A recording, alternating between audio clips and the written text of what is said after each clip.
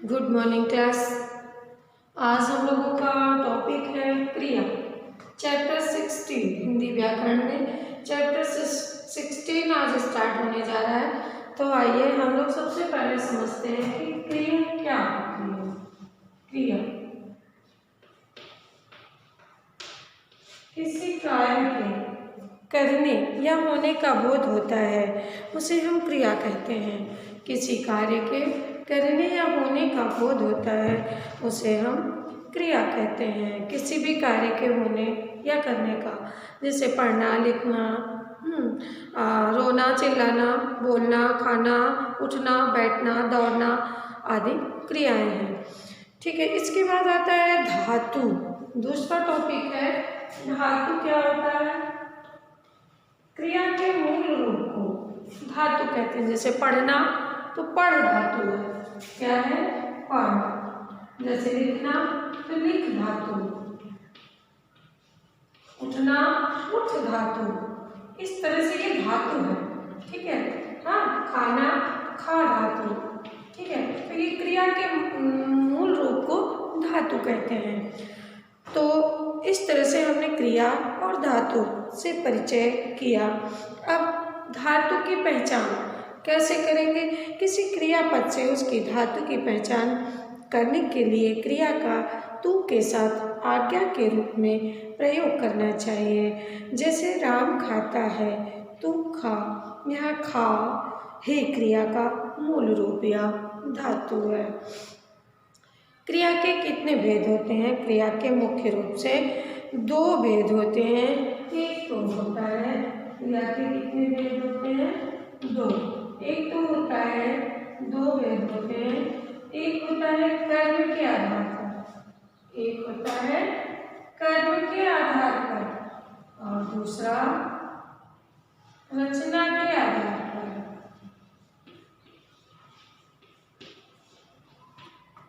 आधार पर और दूसरा रचना के आधार पर।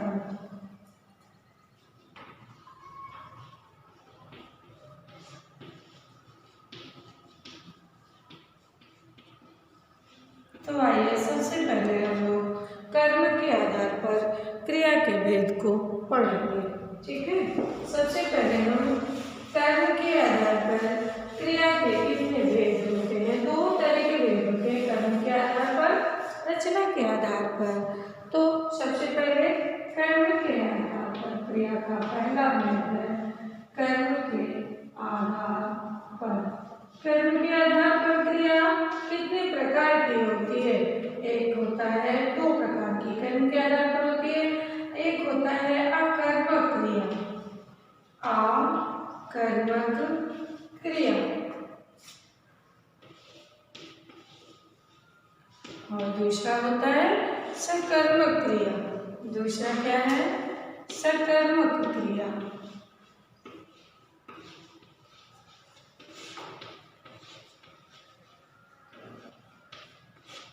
तो ये तो कर्म के आधार पर दो क्रियाएं हैं। कर्म के आधार पर क्रिया के दो भेद हैं, सकर्मक क्रिया और अकर्मक क्रिया। तो हम लोग सबसे पहले क्या पढ़ेंगे?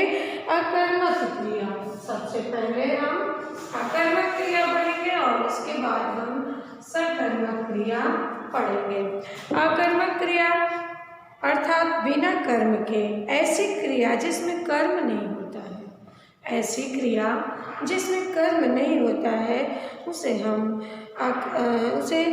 उन्हें कर्म की आवश्यकता होती है। अकर्मक क्रियाएं कहलाती हैं।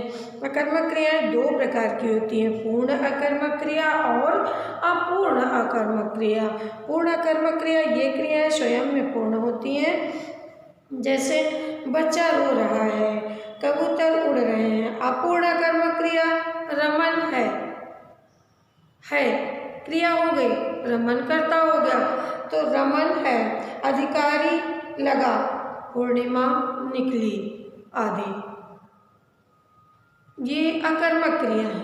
ठीक है, और कौन सी अकर्मक क्रिया है? पूर्ण अकर्मक क्रिया जिसमें क्रिया पूर्ण होती है, और अपूर्ण अकर्मक क्रिया में क्रिया पूर्ण नहीं होती है। इसके हमने एग्जाम्पल बताए आपको। इसके बाद आता है सकर्मक क्रिया। अकर्मक क्रिया में कर्म की आवश्यकता नहीं होती है। इसके दो भेद होते हैं, पूर्ण अकर्मक क्रिया, अपूर्ण अकर्मक क्रिया। पूर्ण अकर्मक क्रिया में क्रिया पूर्ण होती है और कर्म नहीं होता है। अपूर्ण अकर्मक क्रिया में क्रिया भी अधूरी होती है। जैसे हमने बताया कि कुछ अकर्मक क्रियाएं कर्ता के होते हुए भी अपना पूर्ण अर्थ स्पष्ट नहीं कर पाती हैं, वहाँ अपूर्ण अकर्मक क्रिया कहलाती है। जैसे रमन बीमार है, अधिकारी जैसे रमन बीमार है, इन वाक्यों में क्रियापद है, लगा तथा निकली होने पर पूर्ण अर्थ नहीं हो रहा है। इन वाक्यों को पढ़िए। रमन बीमार है, अधिकारी ईमानदार लगा, पूर्णिमा बहादुर निकली। इन वाक्यों में बीमार, ईमानदार, बहादुर शब्दों के प्रयोग से स्पष्टता आ गई। अब अपूर्ण कर्म क्रिया में जैसे रमन है, अधिकारी लगा, पूर्णिमा निकली, ये अपूर्ण अकर्मक क्रिया हैं, यानी कि इन कर्म तो है ही नहीं लेकिन क्रिया भी अपूर्ण है, तो वो अपूर्ण अकर्मक क्रियाएं होती हैं। सकर्मक क्रिया, आगे हम लोग दूसरा पढ़ते हैं, क्या? सकर्मक क्रिया। इसमें कर्म होता है। सकर्मक क्रिया, इसमें कर्म होता है, कर्मक क्रिया में कर्म नहीं होता है। सकर्मक क्रिया में कर्म के सहित, सकर्मक का मतलब है कर्म के सहित, सामिस सहित कर्मक मतलब कर्म के सहित, यानी कि यहाँ पर कुछ क्रियाओं के साथ कर्म का होना आवश्यक होता है। ऐसी क्रियाओं को सकर्मक क्रियाएं कहते हैं। सकर्मक क्रियाएं भी दो प्रकार की होती है, जैसे सकर्मक पूर्णकालिक और अपूर्णकालिक थी, वैसे सकर्मक भी पूर्णकालिक और एक पूर्ण सकर्मक क्रिया और एक कर्मक क्रिया, द्विकर्मक क्रिया, पूर्ण सकर्मक क्रिया और अपूर्ण सकर्मक क्रिया। तो आइए देखते हैं। पूर्ण सकर्मक क्रिया, ये क्रियाएं अपने अर्थ को बिना किसी पूरक के व्यक्त कर देती हैं। ये दो प्रकार की होती हैं, एक कर्मक और द्विकर्मक। ये कर्म को स्पष्ट करती हैं और एक कर्मक किसी किसी वाक्य में एक कर्म होता है, किसी किसी वाक्य में दो कर्म होते हैं। जहाँ दो कर्म होते हैं वहाँ द्विकर्मक, जहाँ एक कर्म होता है वहाँ एक कर्मक क्रिया होती है। आइए हम लोग देखते हैं एक कर्मक क्रिया क्या होती है। जैसे लड़के पुस्तक पढ़ रहे हैं, मेरी माँ ने स्वेटर बुना, बच्चे टॉफ़ी खाएंगे। बच्चे क्या खाएंगे? टॉफ़ी खाएंगे, ये कर्म है। मेरी माँ ने क्या बुना? स्वेटर बुना। इन वाक्यों में पढ़ रहे हैं, बुना, खाएंगे क्रियाएं हैं जो क्रमशः पुस्तक, स्वेटर और टॉफ़ी कर्मों के बाद बिना अधूरी हैं। इन वाक्यों में केवल एक कर्म है, क्रिया को पूरक की आवश्यकता नहीं हो रही है, इसलिए एक कर्मक क्रियाएं हैं। आइए हम लोग अब दो कर्मक क्रियाएं पढ़ते हैं। दो कर्म वाली क्रियाएं द्विकर्मक कहलाती हैं, जिसमें दो कर्म होते हैं। रवि ने दादी जी को छड़ी दी। रवि ने किसको छड़ी दी? दादी जी को। छड़ी क्या दिया? छड़ी दिया। दो कर्म हुए, एक तो दादी जी को, दूसरा छड़ी, दो कर्म हो गए। दूसरा, मैंने माँ को पत्र लिखा। मैंने किसको पत्र लिखा? माँ को। मैंने क्या लिखा? पत्र लिखा, तो दो कर्म हो गए। तो इस तरह से ये द्विकर्मक क्रिया हो गई। उपर्युक्त वाक्यों में दो दो कर्म है, जिसमें छड़ी, पत्र, रोटी मुख्य कर्म है और दादी जी, माँ और गाय गौण कर्म है। इन क्रियाओं को किसी पूरक की आवश्यकता नहीं है, अतः ये द्विकर्मक क्रियाएं हैं। द्विकर्मक क्रिया वाले वाक्यों में क्या के उत्तर में प्राप्त निर्जीव संज्ञा मुख्य कर्म या किसको उत्तर में प्राप्त सजीव संज्ञा गौण कर्म कहलाती है। अपूर्ण सकर्मक क्रिया, अब हम लोग पढ़ेंगे सकर्मक क्रिया का दूसरा पार्ट। अभी तक हमने पूर्ण सकर्मक क्रिया पढ़ा, जिसके दो पार्ट होते हैं, एक कर्मक और द्विकर्मक। अब हम लोग पढ़ेंगे अपूर्ण सकर्मक क्रिया। जिन सकर्मक क्रियाओं को अपना पूर्ण अर्थ प्रकट करने के लिए किसी पूरक की आवश्यकता होती है, उसे अपूर्ण सकर्मक क्रिया कहते हैं। जैसे राजा मंत्री को बुद्धिमान समझता था, जनता ने उसे नेता चुना, मुझे राघव शालीन लगता है। अपूर्ण, इन वाक्यों में समझता था क्रिया का कर्म मंत्री चुना है, क्रिया का कर्म उसे तथा लगता है क्रिया का कर्म राघव है, अतः ये सकर्मक क्रियाएं हैं। ठीक है। तो अब हम लोग इसके आगे पढ़ेंगे क्या, उभय अकर्मक क्रियाएं। स्पष्टता उपर्युक्त वाक्य अधूरे प्रतीत हो रहे हैं, इसका अर्थ समझता था, चुना है और लगता है। क्रियाओं को अपना अर्थपूर्ण रूप से व्यक्त करने के लिए पूरक शब्द क्रमशः बुद्धिमान, नेता तथा शालीन को आवश्यकता पड़ रही है, अतः ये क्रियाएं अपूर्ण सकर्मक क्रियाएं हैं। तो आइए आगे, उभय अकर्मक सकर्मक क्रियाएं।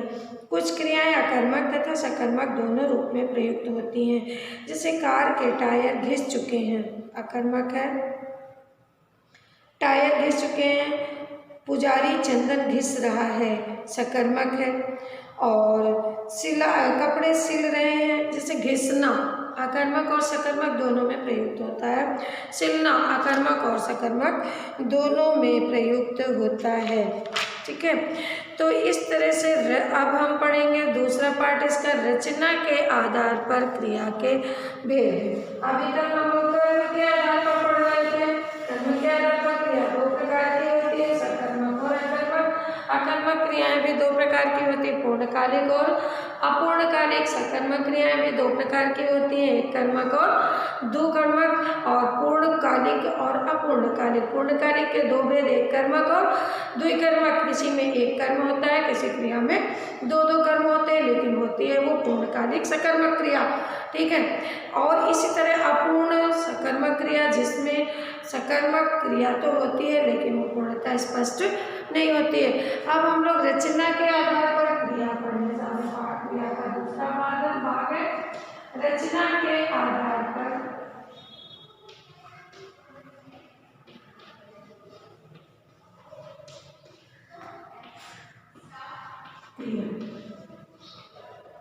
रचना के आधार पर क्रिया के कितने भाग होते हैं? रचना के आधार पर क्रिया के 3 भाग होते हैं, सामान्य क्रिया, संयुक्त क्रिया, नामधातु क्रिया। सामान्य, संयुक्त, नामधातु। तो आइए हम लोग अब देखते हैं ये क्या है। सामान्य क्रिया कौन सी है, संयुक्त क्रिया कौन सी है, नामधातु क्रिया कौन सी है। तो आइए कुछ एग्जाम्पल के माध्यम से हम लोग पढ़ते हैं कि सामान्य क्रिया, जिन वाक्यों के क्रियापद एक ही मूल धातु से बने होते हैं वे सामान्य क्रिया कहलाते हैं। जैसे दादाजी ने संतरा खाया, एक ही मूल धातु से बने। दादाजी ने संतरा खाया, मैं आज मुंबई जाऊंगा, माँ ने मुझे शरबत पिलाया। इन वाक्यों में क्रियापद खाया, जाऊंगा, पिलाया एक ही मूल धातु है, क्रमशः खा, जा और पी से बने हैं, अतः ये सामान्य क्रियाएं हैं। खाया, जाऊंगा और पिलाया। ठीक है। तो ये खा, जा और पी, ये तीनों जो हैं नाम धातु से बने हुए हैं और ये नाम धातु सामान्य क्रिया है। इन वाक्यों में क्रियापद खाया, जाऊंगा, पिलाया एक ही मूल धातु है, इसलिए ये सामान्य क्रिया। संयुक्त क्रिया, जिन वाक्यों में 2 या अधिक क्रियापद मिलकर किसी एक पूर्ण क्रिया का बोध कराते हैं। एक या एक से अधिक क्रियापद मिलकर किसी पूर्ण क्रिया का बोध कराते हैं, वहाँ संयुक्त क्रिया होती है। जैसे मंत्री जी ने खजाने से मुद्राएं निकाली थी, दो क्रियाएं आई। मंत्री जी ने, जैसे संयुक्त क्रिया कहलाते हैं। जैसे मंत्री जी ने खजाने से मुद्राएं निकाल ली, 2 क्रियाएं, निकाल और ली, 2 क्रियाएं हो गई। तो इस तरह इस वाक्य में क्रियापद है निकाल ली, यहाँ 2 क्रियाओं का प्रयोग हुआ है, निकालना और लेना, इसलिए निकाल ली यह एक संयुक्त क्रिया है। संयुक्त क्रिया में पहली क्रिया मूल क्रिया होती है, दूसरी क्रिया अपने मूल अर्थ को छोड़कर पहली क्रिया का विस्तार करती है। जैसे पुलिस ने चोरों को पकड़ लिया। हाँ, चुल्लू भर पानी में डूब मर, मरना भी क्रिया है, डूबना भी क्रिया है, निकालना भी क्रिया है, लिया भी क्रिया है। तो 2 क्रियाएं हैं। थर्ड है आपका नाम धातु क्रिया। संज्ञा, सर्वनाम, विशेषण आदि शब्दों से बनने वाली धातुओं को नाम धातु कहते हैं। संज्ञा, सर्वनाम, विशेषण आदि शब्दों से बनने वाली क्रिया को नाम धातु क्रिया कहते हैं। जिसे सुंदर गहने देखकर नौकरानी का मन ललचा गया। अब ललचाना क्रिया भी है और विशेषण भी है, ठीक है। तो इसी तरह दूसरा एग्जाम्पल हम लोग देखते हैं। उसकी बातों से मेरा सिर दुखने लगा। दुखना विशेषण भी है और क्रिया भी है, लगा। हाँ, तो इस तरह से दुख जो है संज्ञा शब्द है। हमें जीवन में शिष्टाचार को अपनाना चाहिए, अपना सर्वनाम है। और तेज धूप के ने सारे कपड़े सुखा दिए, विशेषण है सुखाना, ठीक है, और क्रिया भी है। तो इस तरह से संज्ञा, सर्वनाम और विशेषण के साथ जब क्रिया जुड़ती है तो वो होती है नाम धातु क्रिया। कुछ नाम धातु क्रियाएं जैसे शर्म से शर्माना, लात लतियाना, बात बतियाना, हाथ हथियाना आदि आदि। आपकी पुस्तक में बहुत सारे एग्जाम्पल दिए गए जिन्हें आप स्वयं स्टडी करें। प्रेरणार्थक क्रिया, देखिए 3 क्रियाएं हम लोगों ने पढ़ा। चौथी क्रिया क्या है? प्रेरणार्थक क्रिया। रचना के आधार पर नाम धातु क्रिया, सामान्य क्रिया, संयुक्त क्रिया। चौथी क्रिया है प्रेरणार्थक क्रिया, जिससे प्रेरणा मिले। जब कर्ता स्वयं क्रिया न करके किसी अन्य को कार्य करने की प्रेरणा देता है। जब कर्ता किसी कार्य को स्वयं न करके किसी अन्य को कार्य करने की प्रेरणा देता है, वहाँ प्रेरणार्थक क्रिया आती है। जैसे रीता ने माली से पौधे लगवाए, हलवाई ने नौकर से लड्डू बनवाए, अध्यापिका ने बच्चों से पाठ पढ़वाया, आदि आदि क्रियाएं हैं। तो उपर्युक्त वाक्यों में रीता हलवाई और लगाने बनाने की क्रिया स्वयं न करके दूसरे से करवाई जा रही है, ठीक है। तो इसमें भी 2 भाग होते हैं प्रेरणार्थक क्रिया में, प्रथम प्रेरणार्थक और द्वितीय प्रेरणार्थक। जब कर्ता स्वयं कार्य में सम्मिलित होकर करने वाले को प्रेरित करता है तो प्रथम प्रेरणार्थक होता है। जब कर्ता स्वयं कार्य को न करके किसी दूसरे को प्रेरित करता है तो द्वितीय प्रेरणार्थक क्रिया कहलाती है। इस तरह से हम लोग क्रिया चैप्टर से परिचित हुए और परिचित होते हुए देखिए यहाँ और नेक्स्ट है अंगा। 5वीं क्रिया क्या है? पूर्णकालिक क्रिया। मुख्य क्रिया में पूर्ण होने वाली क्रिया को पूर्णकालिक क्रिया कहते हैं। जैसे बच्चा दूध पीकर सो गया, पहले दूध पिया और फिर सोया, तो पूर्णकालिक क्रिया हो गई। कमल समाचार पढ़कर ऑफिस गया, पहले समाचार पढ़ा फिर ऑफिस गया, ये पूर्णकालिक क्रिया है। उपर्युक्त वाक्यों में पीकर पढ़कर पूर्णकालिक क्रियाएं हैं। अगली क्रिया है तत्कालिक, तुरंत करना। जब वाक्यों में मुख्य क्रिया से तुरंत होने वाली क्रिया अन्य होती है तो वो तत्कालिक क्रिया कहलाती है। पूर्णकालिक और तत्कालिक में क्या अंतर है? देखिए तत्कालिक के उदाहरण, वह सीढ़ियों से गिरते ही मर गया, खून देखते ही माला बेहोश हो गई। तुरंत क्रिया में एक्शन तुरंत हुआ। पूर्णकालिक तथा तत्कालिक दोनों ही क्रियाएं मुख्य क्रिया से पहले आती हैं। दोनों में मुख्य अंतर यह है कि पूर्णकालिक क्रिया से यह ज्ञान नहीं होता है कि यह क्रिया मुख्य क्रिया से कितने समय पूर्व हुई है, लेकिन तत्कालिक क्रिया में ये पता चल जाता है कि यह मुख्य क्रिया के तुरंत पहले संपन्न होती है।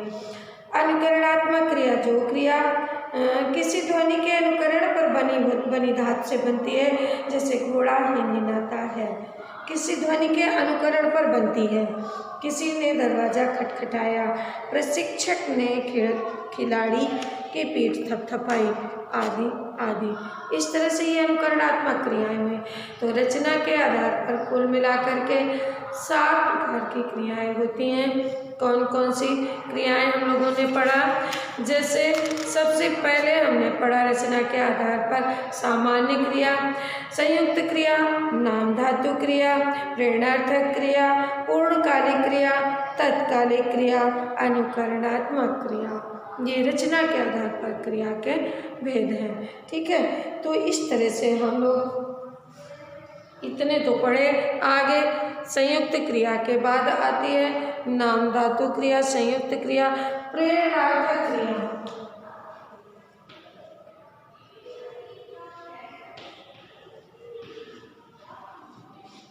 प्रेरणार्थक क्रिया, इसके बाद आती है पूर्णकालिक क्रिया, तात्कालिक क्रिया, पूर्णकालिक